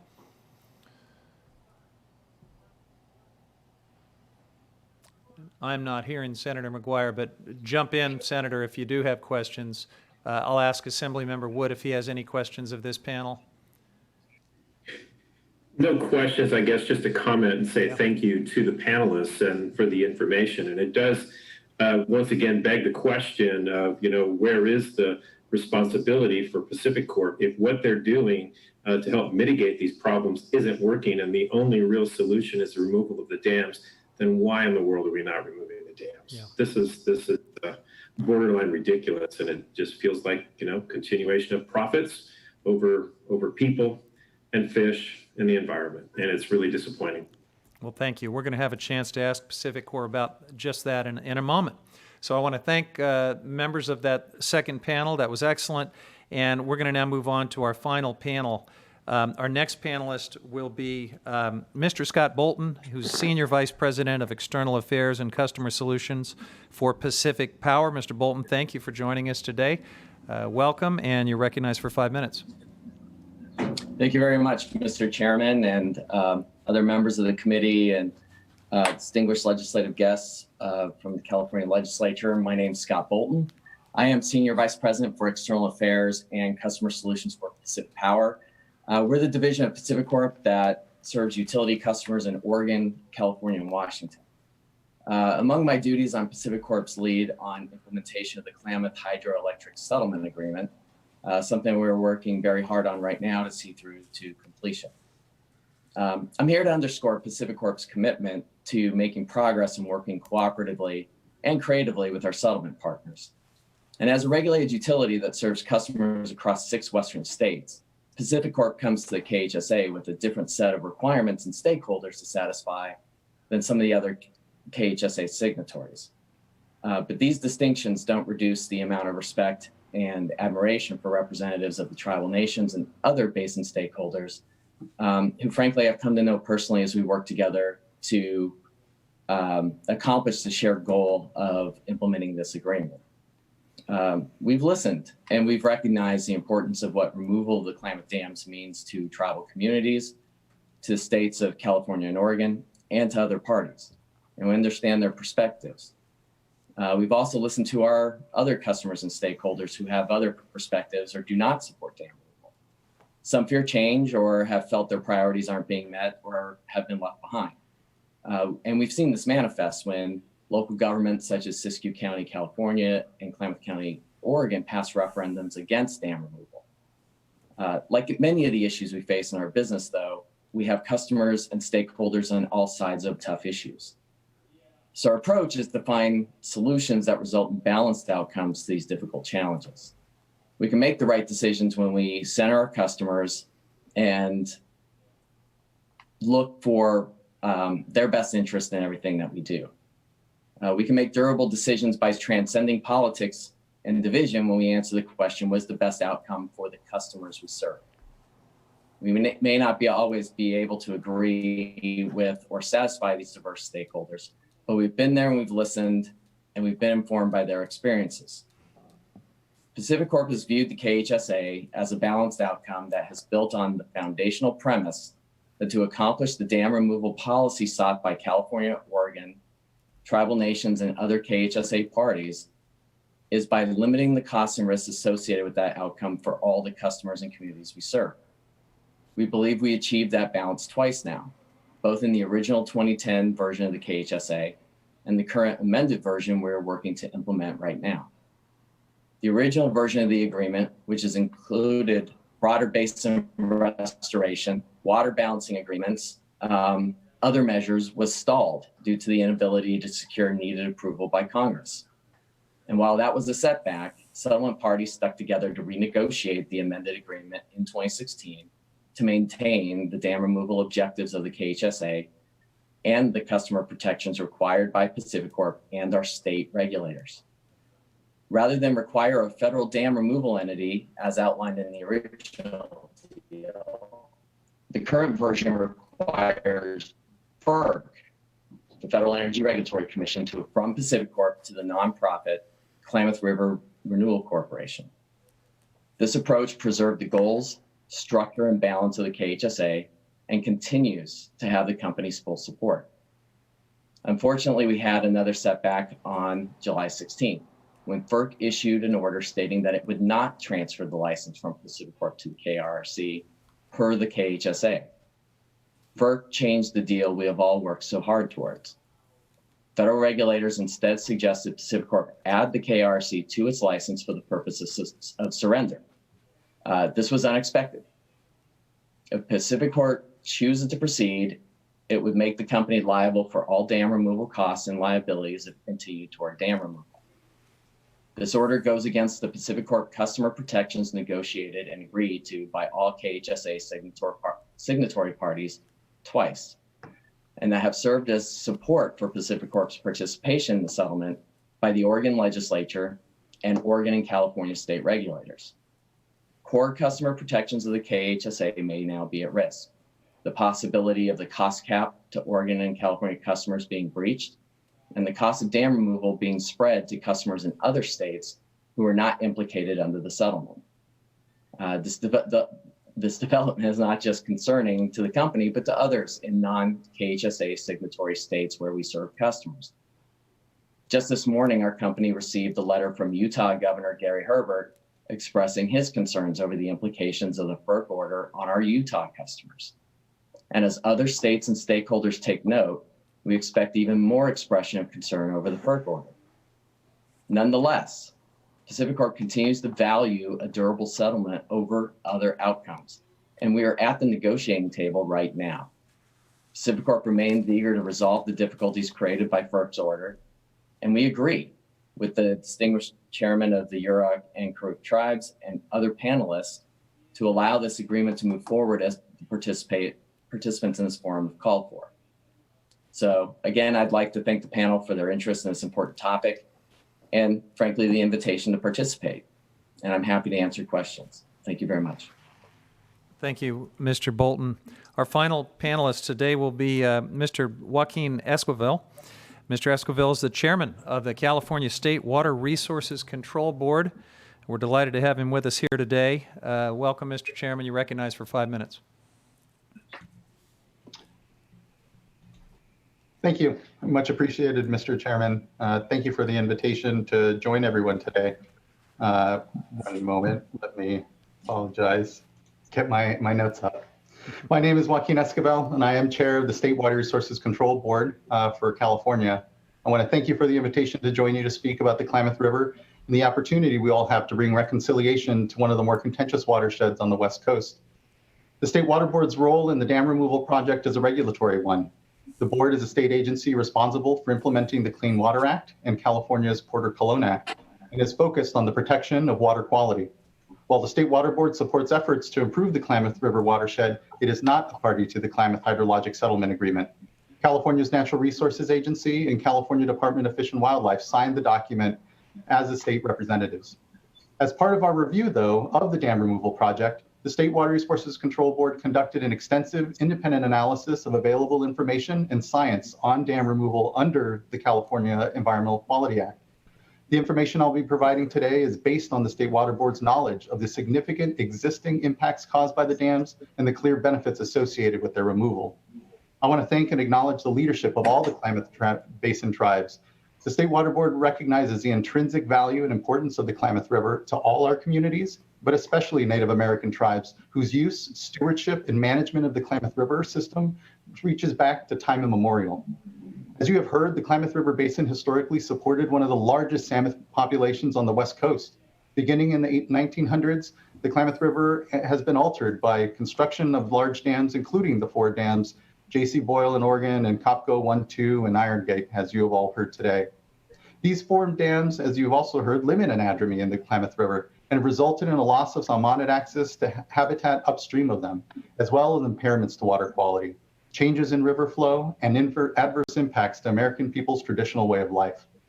The 4 dams are a major factor contributing to the decline of the Klamath Basin water quality and salmonid populations and increases in toxic blue-green algae blooms. In recent years, we've witnessed severe restrictions and closures of Klamath River subsistence, commercial, and ceremonial fisheries due to low returns of Chinook salmon, one of the largest fish kills on record, and an emerging public health concern. All have happened and is due to the annual increase in large-scale blooms. Since 2005, the reservoirs associated with the Klamath dams have experienced large algal blooms, which have produced a toxin that can affect both humans and animals. Algae gets released from the project dams into the Klamath River, where it can concentrate in calm pools and eddies, areas where salmon seek refuge during upstream migration, and along shorelines where people recreate. This has led to human health advisory postings and has contributed to the further disruption in traditional cultural practices along the Klamath River. In addition to the algae, the reservoirs associated with the dams contribute to the stabilization of sediments in the Klamath River, which promotes fish parasites in the lower Klamath River and increases their populations. Recent data on out-migrating salmon have indicated that dam-linked parasites infect up to 90% of juvenile fish, with many fish infected by more than one parasite. These parasite infections result in significant increased mortality, and this mortality is of salmon due to the freshwater environment. This is before they even reach freshwater environment, that is. So various reservoir management measures, as you have heard, were tested for years and have shown that even with improved reservoir management techniques, the water quality problems created in the reservoirs or downstream cannot be adequately addressed if the dams are left in place. Similarly, years of hatchery operations have not been sufficient to address the decreases in fish population from loss of habitat and disease linked to the dams. So removal of the 4 Klamath dams would eliminate water quality and aquatic resource impacts associated with these facilities and open over 360 miles of habitat to anadromous species, as well as reduce fish crowding and fish disease. It would result in the long-term benefits to water quality and aquatic resource conditions and is necessary towards restoring the Klamath River. Long-term water quality benefits of dam removal include a more natural range of water temperatures, reduced fish disease, and elimination of reduction of the growth of toxic blue-green algae that has, as we've talked about, threatened both human and aquatic life. The fact is, the complexity and immediacy of water quality and quantity challenges faced in the Klamath River aren't unique to the basin. Nationally, and particularly in the West, we know that demands to our freshwater resources continue to grow in the face of scarcity. While its challenges may not be unique, what is unique are the incredible opportunities to restore this watershed through removal of these obsolete dams. With current and projected impacts from climate change further compounding our most wicked water problems, it is critical we reconcile our past harms now to prepare ourselves for a more resilient future. As Governor Newsom said in his recent letter to Warren Buffett and leaders of Berkshire Hathaway, we stand at an unprecedented moment of reckoning about our past and, more importantly, about our future.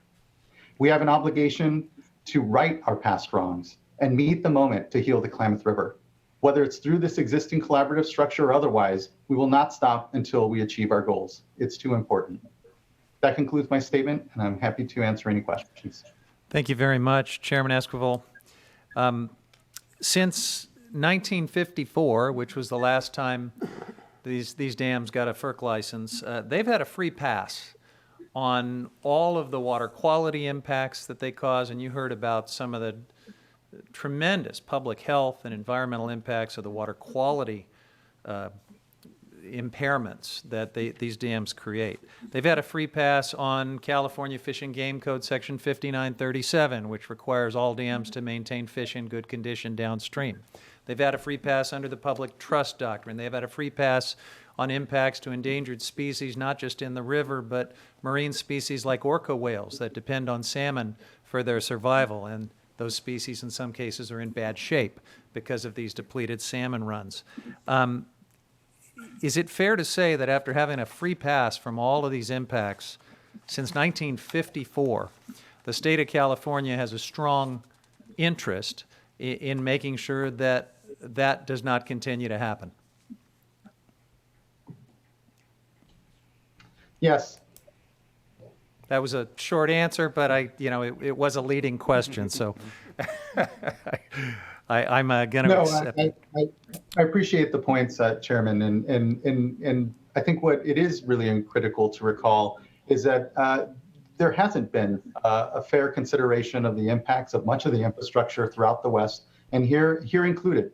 And I think the science is incredibly clear on what the benefits are to restoring a more natural flow regime here, and that other management opportunities aren't there, and that ultimately the state has an interest in ensuring that whichever mechanism it might be, that we continue to consider what the impacts are and how we're going to move toward dam removal ultimately. And if PacifiCorp were to go back to the relicensing route and try to continue operating and making money on these dams, is it fair to say the state of California is going to do what it takes to bring them into compliance with all of their various obligations? Yes, we will use as the circumstances we may find ourselves with. If we need to issue a different 401 water quality certification or otherwise, we'll do the work that's called of us. And right. So. Yes. Appreciate that. Mr. Bolton, back to you, sir. Warren Buffett testified before a House committee in 1991, and he talked about two messages that he gives to his employees to help guide their decision making. The first message, which has been referred to as the newspaper test, directs employees to think about whether they're okay with any contemplated action taken on the company's behalf appearing on the cover of their local newspaper with reporting that's done by an informed and critical reporter. So that's the newspaper test. Buffett's second message to his employees was this: lose money for the firm and I'll be understanding. Lose a shred of reputation for the firm and I will be ruthless. So Mr. Bolton, today you've heard very clearly from downstream tribes who are struggling to meet basic needs for their tribal members. In some cases, they don't even have electricity. They're struggling to address literacy and substance abuse and health and housing and all sorts of other challenges. They are a disadvantaged and a fragile community that has borne the impacts of these dams for decades. You've heard about that. You've heard from experts and government officials about the significant and in some cases dangerous health and environmental conditions that are caused by these dams. And so my question for you is, does keeping and continuing to operate these dams pass those two tests that Warren Buffett has put forward to his employees? Well, thank you, Congressman. I think that keeping our customers' best interest, being able to be clear, transparent, and accountable to our regulators and our stakeholders is very consistent with Mr. Buffett's guidance and frankly, the core values that the company lives and breathes by. And it's with those values in hand that we entered into the settlement agreement. You know, recall that the Klamath Hydro settlement agreement is exactly that. It's a settlement. It's an alternative to relicensing the dams. And I'd want to be clear that there is no future that doesn't foresee some level of improvement in the Klamath River. Either that improvement comes through the new terms and license conditions for a modernized hydroelectric structure through relicensing, or it comes through the outcome of a successful settlement agreement. We're committed to ensuring that whatever the public policy preferences are of the states that we do business in, as well as the customers and regulatory stakeholders that we're accountable to, that we meet that objective. Well, okay, so there's no future that doesn't result in improvement, but we've just heard from a fish biologist that the only way to address the devastating impacts of parasites on the struggling salmon populations is to provide passage either through or over these dams. Back in 2007, when you were considering relicensing, FERC found that that was going to result in a net operating loss of $20 million a year. So that was going to be a losing business proposition. Removing those dams to achieve the fish objective seems like the only way to go. We've heard from water quality experts that even beyond fish passage, the only way to eliminate the terrible and dangerous conditions that those dams are creating is to take them out. Fish ladder doesn't fix it. No other way to fix it. So yes, improvement of the conditions in the river may be inevitable, but it sounds like dam removal is inevitable too. What am I missing? Well, again, I think from PacifiCorp's perspective, the Klamath Hydro settlement agreement envisions dam removal as an outcome. That's part of the deal. The change condition is that the Federal Energy Regulatory Commission has now said that that deal doesn't pass their muster, that they fundamentally changed the conditions and frankly the economic considerations of PacifiCorp and the implications for all of its customers, not just in California and Oregon. And so that's frankly what has brought us to the negotiating table. Well, that's I understand. We're sitting down with parties to discuss that. Yeah, I understand it is a technical change, but with this deal, you've got hundreds of millions of dollars from the state of California to help relieve you of this toxic asset that otherwise you're likely to have to remove on your own dime if you go back to relicensing. This FERC order does not require you to walk away from the deal. And I guess what I'm wondering is, how can it possibly be a better business decision for you to say goodbye to those hundreds of millions of dollars from the people of California and to go and have to bear the cost of this on your own anyway, albeit after a certain number of years where you've made the poor folks downstream and these tribes suffer even longer? Why is that a better business decision? Well, what we're examining now, Congressman, is that the change condition of the FERC order and their preference for PacifiCorp to effectively be the dam removal entity takes on, frankly, costs and liabilities that were not considered as part of the original settlement agreement. And so that those costs may, frankly, outweigh the benefits of California money coming towards the KHSA. That's what we're looking at right now, and that's what we're discussing with our settlement partners. Is it fair to continue to operate on one-year extensions of a 1954 license that requires downstream tribes and other stakeholders to bear all of the impacts of your dams? Yeah, the annual operating licenses are non-discretionary practice by federal regulators. That's not my question. I asked if it's fair. Reissues that. Yeah. Well, I believe it's fair in that the reason we're on annual licenses is because we are in a settlement posture currently. So relicensing was held in abeyance, and we've been on annual licenses since the license expired, and we've explored settlement outcomes. So it's not something PacifiCorp or other parties can really change. What I would say, Congressman, and I think this is important, is that part of the terms of the agreement that got us to this stage of the settlement is that PacifiCorp continues to invest in water quality monitoring, in coho habitat improvement restoration programs, leveraging other grants as interim measures to address fish and water quality issues, even while we're under annual licenses. So I just want to make sure that I'm dispelling any notion that while we're on annual licenses, nothing good is happening for fish in the river. In fact, resources are available under this arrangement that weren't available before. Okay, the numbers of fish in the river are crashing. They have been for the entire 10-year period that we've been planning for dam removal, and that is undisputed. But I've also heard it said that each year where you get to continue operating under the status quo, PacifiCorp actually makes more money. Is that correct? I mean, surely it's a pretty lucrative proposition to just be able to operate on 1954 terms while externalizing all the costs of your project. Yeah, thank you for your question, Congressman.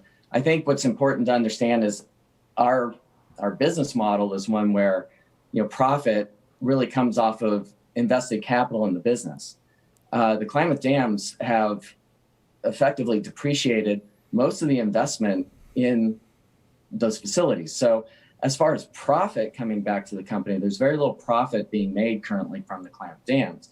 What the Klamath dams do provide is a very important energy resource. And while it's not a big amount of energy generation, it is carbon-free generation. It does help stabilize our grid. We do have voltage support up into Central Oregon that's provided by these facilities.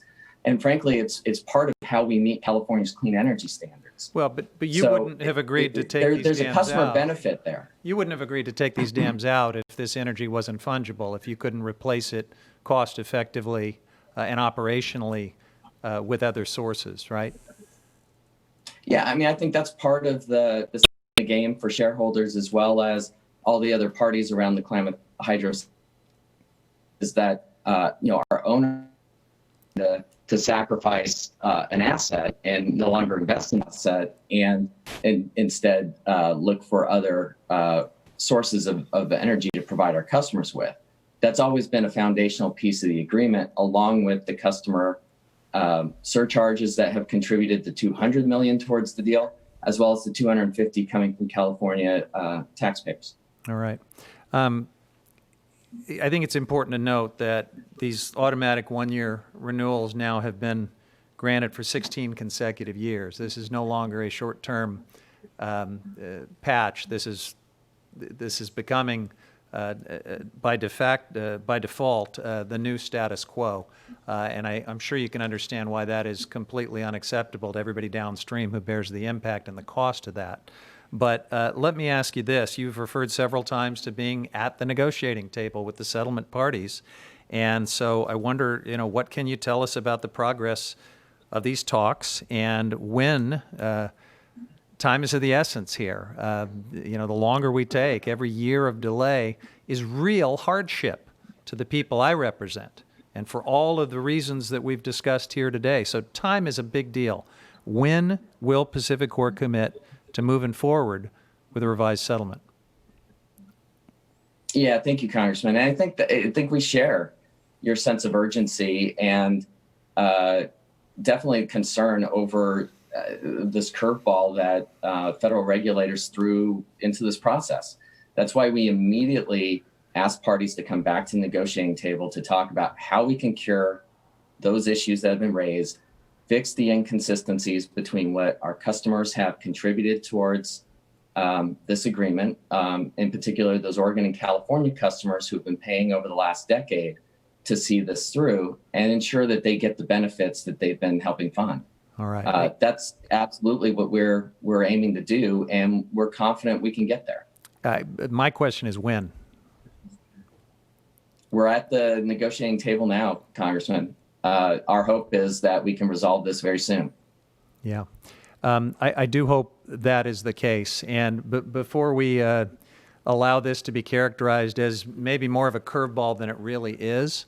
You've been told by FERC that they'd like you to remain as a co-licensee until the dams come out. But this agreement has cost overrun protections in it. I've talked to the contractors, I've talked to the dam removal entity, I've talked to the other parties.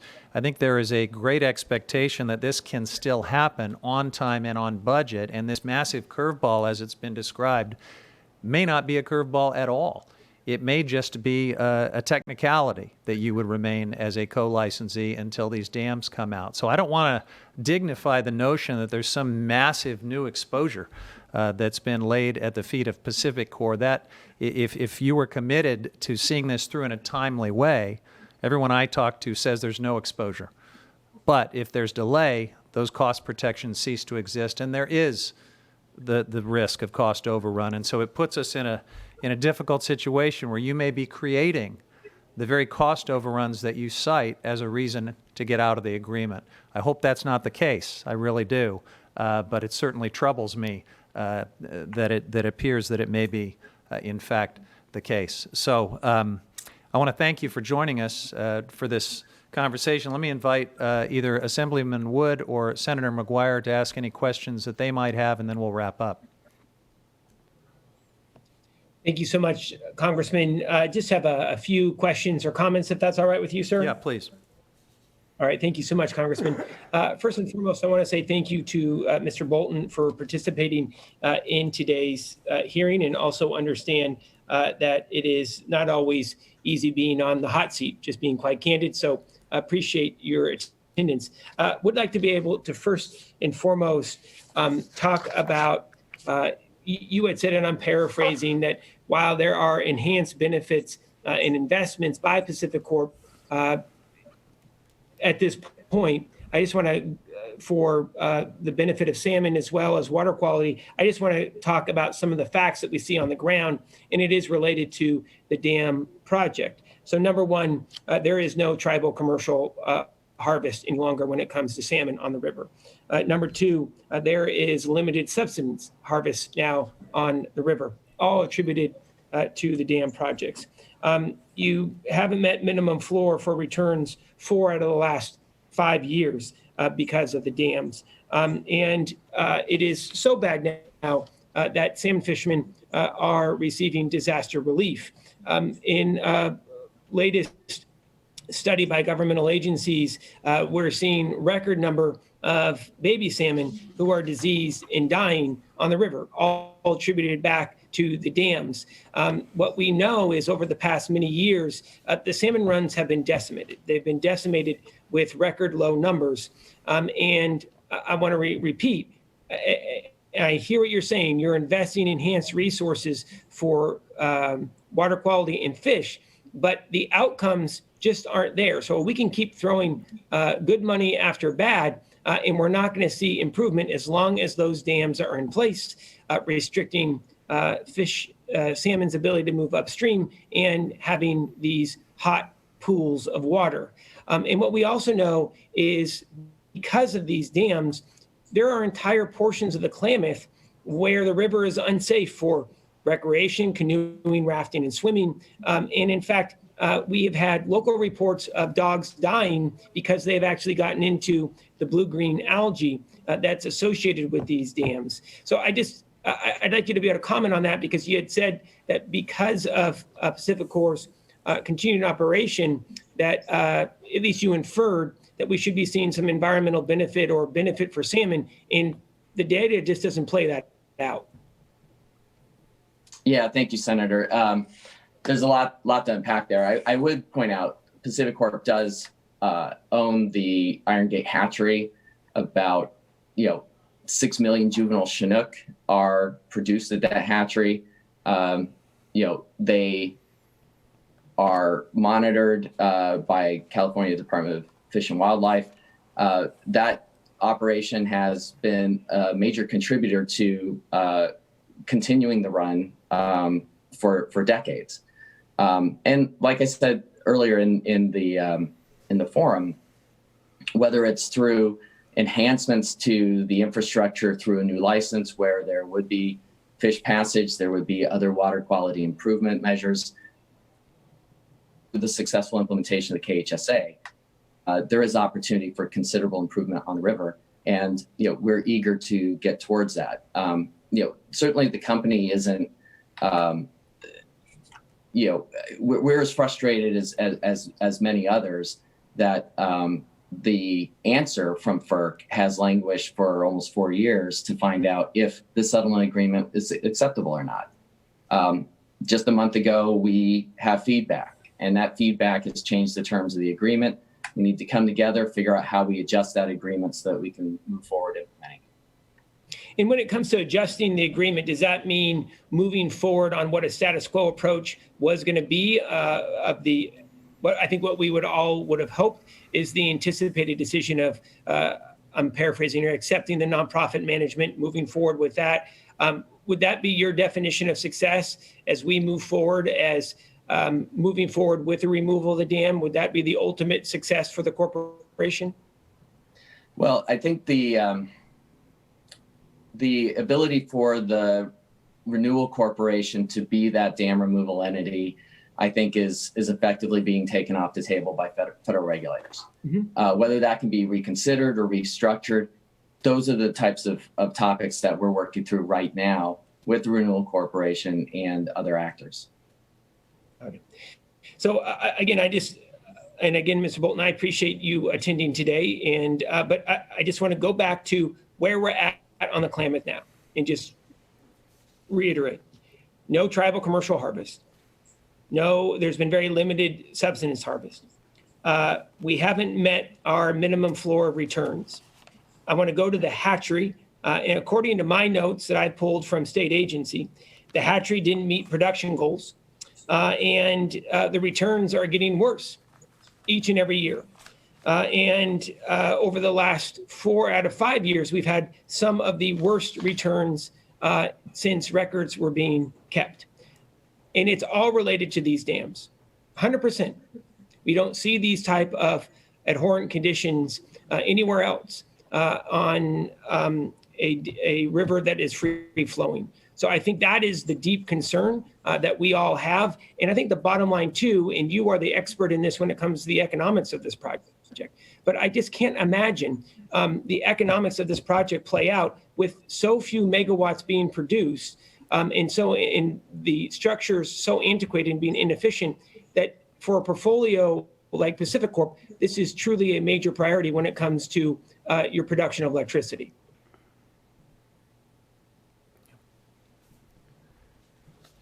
So, Senator, your question being the value of the facilities, or? I mean, what I'm saying is the value. I want to answer your question as best as I can. Yeah, look, I think what my understanding is, and please push back if you think I'm incorrect, I think these facilities are so antiquated and inefficient. And candidly, while it does produce some megawatts of power, it is very limited in the big scheme. There are much better ways that you could spend your money than upgrading these facilities. One, becoming much more efficient for energy production, but two, following through with the state regulations of ensuring fish passage. I mean, this is an enormous undertaking, and I just can't imagine that the corporation is going to make any return off of a modernization of these antiquated facilities. Thank you for your question. I think the way to look at it is we absolutely want the terms of the settlement agreement. That is a better outcome for our customers than any other outcome that we've looked at. So capping their costs, capping their liabilities, that's exactly what we've negotiated. It's exactly what's enshrined in the agreement that all the other signatory parties have agreed to. That is what is now being challenged, whether those conditions will still hold or not under the FERC order. And that's what we need to examine, because at the end of the day, what will be held to account by our regulators is, do we make the most prudent, the most customer beneficial decision possible?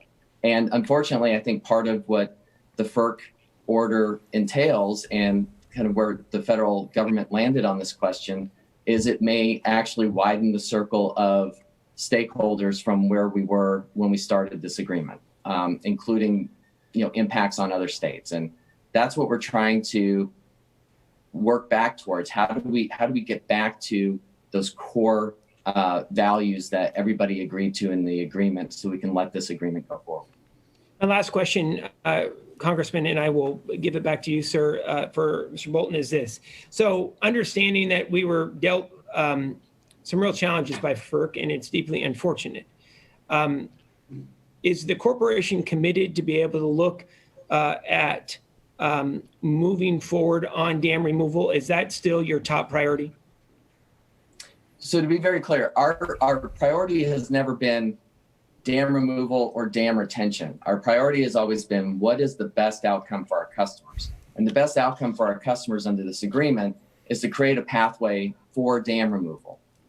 I'm sorry to be so nuanced. I know that may seem like splitting hairs, but it's a very important nuance. The company has never weighed in on dam removal should happen or dam removal absolutely must not happen. Again, we want to be able to be clear and transparent and accountable to our regulators that we're making the best economic decisions that we can for our customers. So the KHSA allowed for dam removal to happen. So the nuance piece is you're looking at the economics of it. I'm spending more time on the issue of the environmental damage that your dams have caused. And I'm doing that because obviously the residents and the tribes within that area that are represented by Congressman Huffman, Assemblymember Wood, and myself have been gravely impacted. Yeah. But regardless of what the motivation may be, yours is economics, ours is on the human suffering and the environmental degradation that we've seen. So I'm asking it for a yes or no, if you don't mind. So regardless of what your motivation may be, are you committed to continue to move forward with the dam removal? We're committed to seeing this agreement through. Absolutely. All right. Thank you so much. And I appreciate it, Mr. Bolton. Thank you, Congressman. Thank you, Senator McGuire. Assemblyman Wood, did you have any wrap-up questions or thoughts? Just briefly, and it's been fascinating listening to the conversation here, and specifically, and Mr. Bolton, I appreciate listening to your perspective. I guess what begs the question in my mind is, you mentioned other states being concerned for other states, so I assume this is a broader ratepayer issue than it is for you. Is that correct? Is that a correct assumption that there's concern that other states might be on the hook for something from a liability perspective? Should something go awry in the dam removal? That's what you're implying? Yes, Assemblymember. So I gotta ask, you've heard you say you're committed to the agreement, but you've not really said that you're committed to the dam removal. You've talked about relicensing. Do you see a possibility that the company looks to retrofit these dams and continue power production as an option? Because that's clearly not an option that we envisioned in the agreement, and certainly not an option when we had two governors there to sign an agreement, and lots of tribal leadership and state, everyone there. But I feel like you're kind of leaving the door open for that other possibility, and I find that a little troubling. So is that a possibility that PacifiCorp might be looking at? Well, we'll just continue operating and we'll retrofit, and maybe we'll make more and generate more power with more efficient equipment. Is that a possibility, Mr. Bolton? Our approach is to salvage this agreement. That's why we're at the negotiating table. That's why we've called parties together immediately after the FERC order, because the FERC order could lead to that outcome that you're describing. Complying with the FERC order puts PacifiCorp in a completely different position than where we've been from the very beginning of negotiations back when we first entered relicensing back in 2006. It now, to comply with what FERC has laid out, because they don't necessarily support the agreement, they haven't endorsed the idea of the license being and the property being transferred to a third party for dam removal, but instead has put that choice upon PacifiCorp to either remove the dams and be responsible for any additional costs or any liabilities if this isn't successful or if there are unforeseen things that happen. or relicense, because that becomes the default. And so why we're so eager to negotiate, why we're so hopeful that parties are meeting us with the same spirit and goals that we entered into the settlement agreement with, we hope to keep the settlement alive, because that is probably a much better outcome for all parties than being put in a more binary place of reviewing the economics of relicensing versus removal.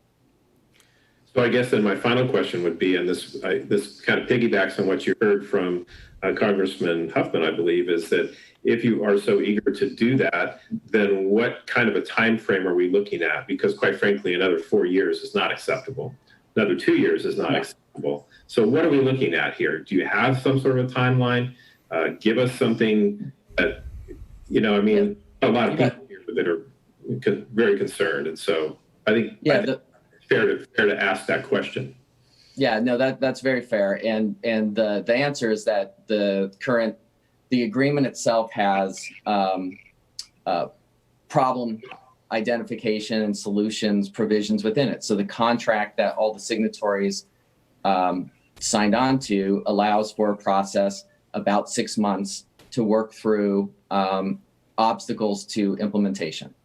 The FERC order, we believe, was absolutely an obstacle to implementation as the agreement was conceived. And that's exactly the issue on the table to resolve and keep the agreement alive. Right. Okay, thank you. Thank you. Appreciate Thank you, it. Assembly Member.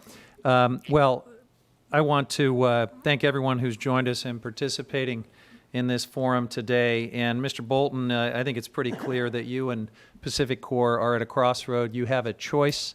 If we've learned anything since 2007, when you were last on the relicensing path and FERC concluded that all of the mitigations that would be necessary were going to require you to operate at a $20 million annual loss, if we've learned anything since then, we've learned it's even worse than we thought.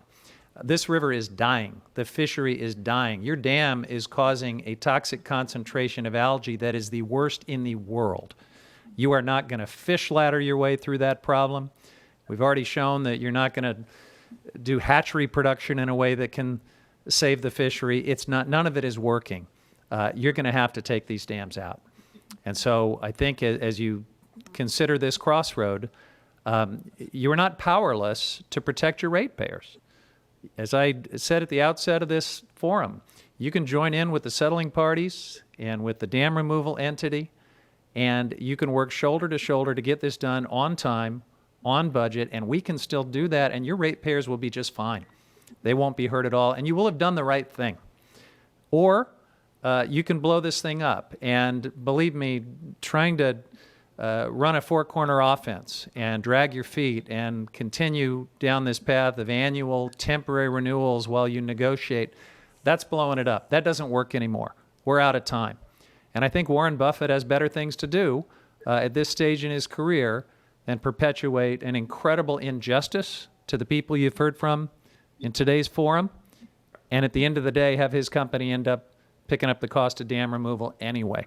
So I just want to be very clear that you're not powerless to protect your ratepayers. You've got partners in working together in that effort to protect your ratepayers as long as we get these dams out, and that ought to be your decision in the days ahead. As this work continues, I expect PacifiCorp to honor not only its legal but its moral obligations. You talked about the balance, the decision that you're weighing right now as if it were purely something you hash out in a boardroom. You can't do it that way. You have to think about the lives and the livelihoods and the impacts downstream that you have been able to ignore since 1954. That's not going to be allowed to continue anymore. And in the days ahead, I will be introducing federal legislation to do my part in making sure that that is not allowed to continue anymore. So stay tuned. I have a discussion draft of a bill that will begin to circulate in the days ahead. Again, thanks for everyone joining us here today. Thanks to our hosts, and this forum is now adjourned.